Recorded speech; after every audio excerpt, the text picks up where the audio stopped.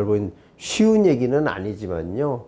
약을 복용하는 대신 생활 습관을 개선해서 중년에 나타나는 대사증후군을 이겨보는 건 어떨까요? 안녕하세요. 몸신 한의사 한진우입니다. 오늘의 주제는 대사증후군으로 잡았는데요. 왜 대사증후군으로 잡았냐? 지난번에 건강한 체중 조절에 관해서 얘기를 하다가 습담, 담음 이런 이야기를 했었죠. 근데 습담, 담음 이런 증후군은 주로 중년 이후에 나타납니다. 젊은 친구들이나 어린아이들한테서는 쉽게 나타나지 않는 증상들이죠. 중년 이후에 지금 현대의학에서는 대사증후군이라는 것을 가장 경계하는데요. 그 이유는 그 대사증후군 자체가 위험한 것이 아니라 대사증후군을 가지고 있으면 혈관 질환이라든지 다른 질환이 올 확률이 매우 높아지기 때문입니다. 심혈관, 뇌혈관, 심지어는 치매 그리고 암까지도 올 수 있는 것이죠. 이 대사증후군이라고 하면 크게는 세 가지죠. 하나는 고혈압, 두 번째는 당뇨, 마지막이 고지혈증. 우리 한의원에는 주로 연세 드신 분들이 많이 오시는데요. 그분들이 이 세 가지 약을 동시에 드시는 분들이 상당히 많습니다. 그 세 가지 중에 한 가지도 안 드시는 분이 아주 드물 정도로 대사증후군은 온 국민에게 널리 발견되고 있죠. 이 혈압이 문제가 되는 것은 혈관에 압력이 올라갔을 때 이 압을 견디지 못하고 어느 혈관이 터진다든지 또 막히는 경우도 있을 수 있고요.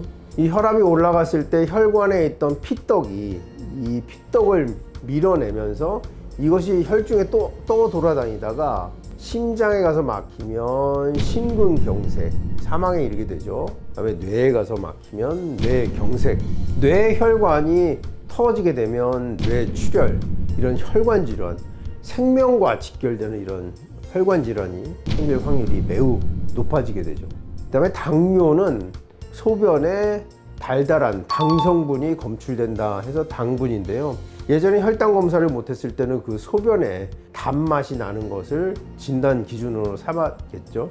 그 전에 이제 단백뇨라든지 증상들, 살이 자꾸 빠진다든지. 한의학에서는 당뇨를 소갈증이라고 했는데요. 3다 현상을 그 증으로 삼았습니다. 다음, 다식, 다뇨. 입이 말라서 물을 찾게 되죠. 물이 너무나 맛있고 달다. 그 다음에 먹어도 배가 고프다. 소변을 하루에 10몇 번씩 본다. 이 세 가지 증후를 소갈이라고 했죠. 입에서 나타나는 갈증을 상갈, 자꾸 배고파지는 배고픔을 중갈, 소변을 자주 보는 것을 하갈, 해서 상중하갈, 소갈증이라고 이렇게 불렀었죠. 이 역시 그 원인도 분명하죠. 주로 잘 먹는 그 임금님이나 귀족들에게 자주 일어났던 그런 증상들이고요. 한의학에서 콜레스테롤이라고 정확히 꽉 집어가지고 말은 못했지만은 담음이라든지 불필요한 대사산물들 이런 것들이 우리 건강을 위협한다는 것을 경고를 하고 있었죠. 혈압도 혈압계가 있지는 않았었지만 맥진을 통해서 어느 정도 이 사람의 어떤 혈관의 상태를 미루어 짐작할 수도 있었습니다. 중년 이후에 이렇게 대사증후군에 노출되는 것은 어찌 보면 당연한 생리병리가 아닌가 이런 생각이 듭니다. 혈관의 노화라든지 자꾸 노폐물이 혈관에 쌓이는 것, 혈당을 조절하는 기능이 저하된다든지 인슐린에 대한 저항성이 자꾸 생긴다든지 어떤 일련의 노화 과정이라고도 볼 수 있겠는데요. 이게 노화 현상이라고 손 놓고만 있을 수는 없는 일 아니겠습니까? 그래서 이제 약물을 섭취하게 되죠. 혈압을 낮추기 위해서 약을 드시고, 혈당을 낮추기 위해서 당뇨약을 드시고, 콜레스테롤 수치를 낮추기 위해서 콜레스테롤 약을 드시는데요. 이 약이 고혈압, 당뇨, 콜레스테롤이 질병 수준이 되지 않도록 유지해 주는 것이지 그 원인, 고혈압이라든지 당뇨, 고지혈증을 치료한다고는 볼 수가 없겠습니다. 치료라고 한다면 일정 기간 약을 먹었을 때 그 증상이 없어지고 그러면 이내 그 복약을 중단했다가 다시 증상이 나타나면 복약하는 것이 치료약의 개념인데요.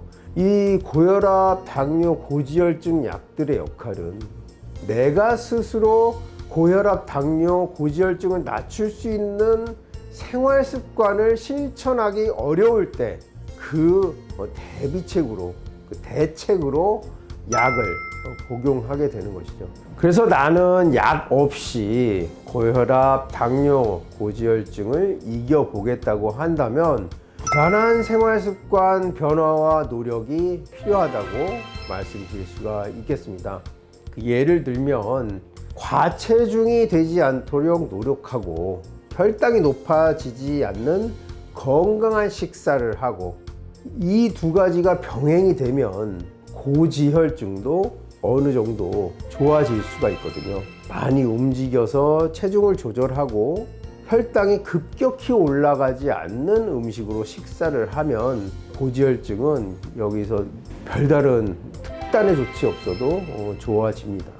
따라서 중년에 대사증후군을 약 없이 한번 이겨보겠다 하시는 분들은 약을 먹는 수고보다 훨씬 더 힘든 과정인 체중 조절, 식단 조절, 운동을 하셔야 이 중년에 나타나는 이 대사증후군을 이겨내실 수가 있는 것입니다.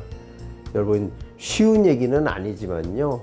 약을 복용하는 대신 생활 습관을 개선해서 중년에 나타나는 대사증후군을 이겨보는 건 어떨까요?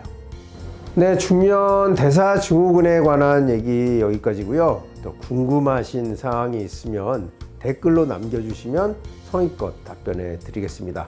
오늘 영상 여기까지고요. 끝까지 시청해 주셔서 감사합니다. 고맙습니다.